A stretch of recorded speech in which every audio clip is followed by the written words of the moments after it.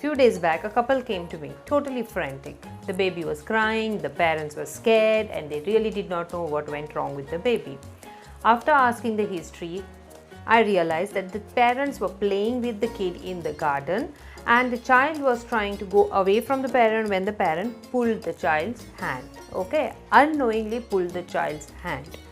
And it so happened that the child started crying after that, just not stopping. Plus, the child stopped moving his right hand. He held it in a particular position, that is just by the side of the body. Now, this is a very common injury which occurs in many children, and the treatment, though simple, has to be done by a doctor. Basically, why I'm doing this video today is because this case was really, he had a dramatic improvement in the clinic, and you could really see that baby crying first and then smiling right there in my clinic within 5 minutes. Okay, so and this is very common in many children. We have such type of cases off and on, but this was something which I could really film, and with the permission of the parents, I am including the clipping in my video. Also, I am thankful to all other friends of mine, basically the parents of my patients, who have helped me in making up this video, the other clips that they agreed to do. So what happens is, your elbow joint is made up with 3 bones. One is the humerus, which comes from top, and from bottom there are 2 bones, that is radius and the ulna.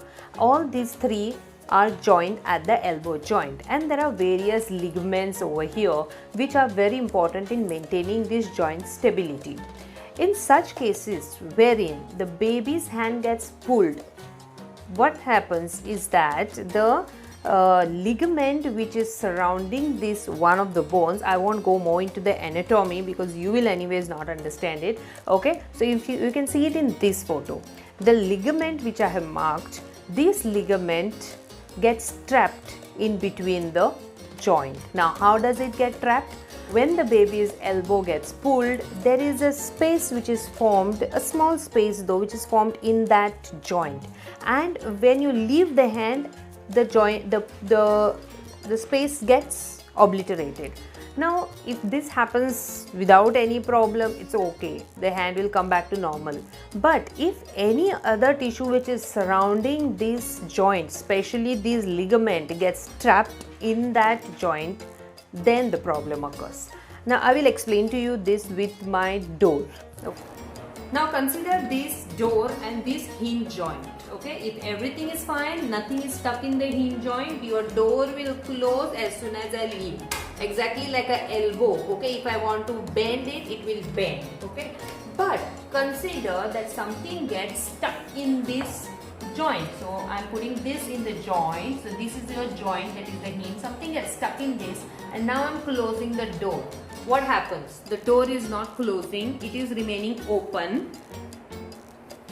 The door remains open. So you can see the door is halfway open. Okay, but the same thing, now if I remove, the door will close.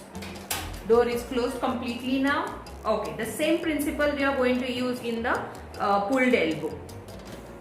So now you understood how the door cannot close when you put something in that hinge. Similar thing happens when something gets trapped in your elbow joint. Okay, and this something is the ligament which is around the joint. Now, how does it occur? The mechanism is, one thing is when you are pulling the hand. Now, when do you pull the hand? One is you are holding the baby by hand and giving him a jula, or just swinging the baby by their hand, which is a very common game that the parents play with the child. Or imagine that the baby is trying to pull you towards something and you don't want to go there, so you pull her back, so there is a stretch on that elbow. Or suppose the baby is just trying to run on the road and you don't want the baby to run, so you trying to pull the baby with one hand.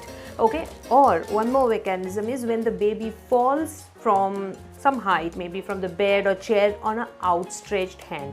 At this time also the similar injuries can occur. Now, all these are called a nursemaid elbow or a dislocated elbow. How do we treat? Basically, after the history, we realized yes, this baby has mostly got nursemaid elbow, and in that case, we just explained to parents that this is the case. The doctor has to stretch the arm again and put it back in a particular position, which definitely you shouldn't know as a parent, because we do not want to do something abnormal and complicate the problems. Okay. Also, we have to be sure that there is no fracture, because this is all dependent upon history. If at all, if the doctor has a doubt there may be a fracture, they will not try to reduce, rather they will ask you for an X-ray or other investigation. Usually in a nursemaid elbow, if the doctor is very sure that no, this is nursemaid elbow, I don't think so anyone will ask you for an X-ray until unless they have a doubt, oh no, it may be something else. And especially when the baby falls on an outstretched arm, or the history is not clear and there is too much of tenderness in the arm of the baby, then we tend to do X-ray. And once the doctor is sure that yes, this is not anything but a nursemaid elbow, we give the opposite position to the baby. That is, we try to simulate a position exactly opposite to what must have happened, and it drastically reduces the pain. It's like it removes the trapped tissue from the elbow, and the baby really feels the babies really start smiling, laughing and dancing also in the clinic, like in this video. Okay, so the next will be the video wherein this baby was crying, and then we have given the baby the position, and then you see the after effect.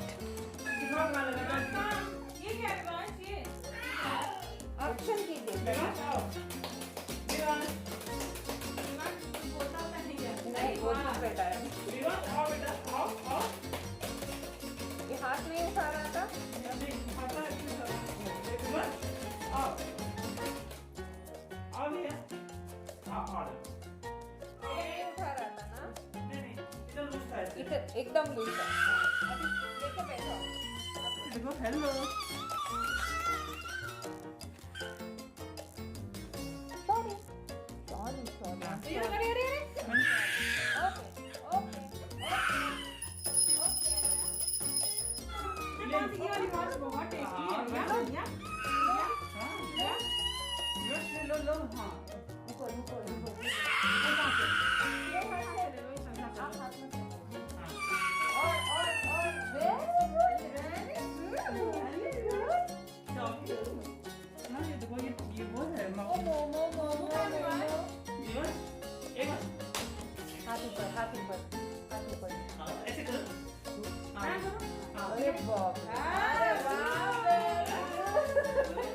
So coming to the question, what is it that you should avoid? Because prevention is the best remedy for anything. Okay, so I've already covered the reasons why it happens. Okay, so you have to avoid those reasons. So don't stretch the baby's hand, or don't give them a swing with their hands. Okay, third thing is, when you're holding them, hold them under the shoulder, the way I'm showing here. Also see that when such things happen, don't panic. Go to your doctor or go to some emergency. They will try to reduce it. Okay, many times it also happens that immediately after reduction it may not come back to normal. It has happened to me with some 4-5 patients wherein it did not immediately show any improvement. This happens when the injury remains for a longer time. That is, the baby has had this injury, and after 4-5 hours or 6 hours you report to the doctor, there may be some swelling of the joint. Okay, so if there is swelling, then the swelling has to decrease. After that, the joint comes back in normal position. What you have to do as parent is try not to manipulate the hand. Inform your doctor that such a thing has happened. Try to recollect what had happened during that time, and at the most you can give one painkiller to the baby to decrease the pain and take the baby to the doctor.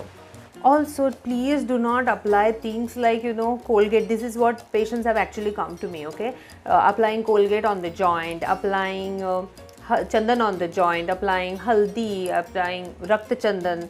Okay, these are some Ayurvedic things, but they do not work here. They may decrease the pain, God knows whether they decrease, but they may decrease. But definitely you are wasting your time, and wastage of time is going to cost your baby more time in recovery.